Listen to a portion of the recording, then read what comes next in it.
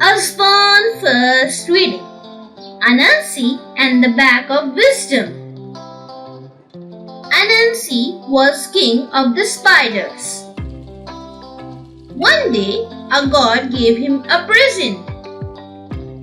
This bag has all the wisdom in the world. Anansi, you must share it. Anansi frowned. He didn't want to share it. I could be the cleverest in the world. I must hide the bag, he thought. He found the tallest tree in the jungle and started to climb. But the bag got in the way. Oof! Oops! Oh no!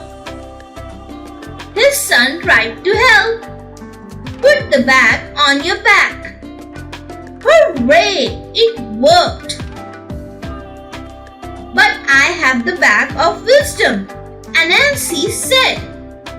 I should know it goes on my back.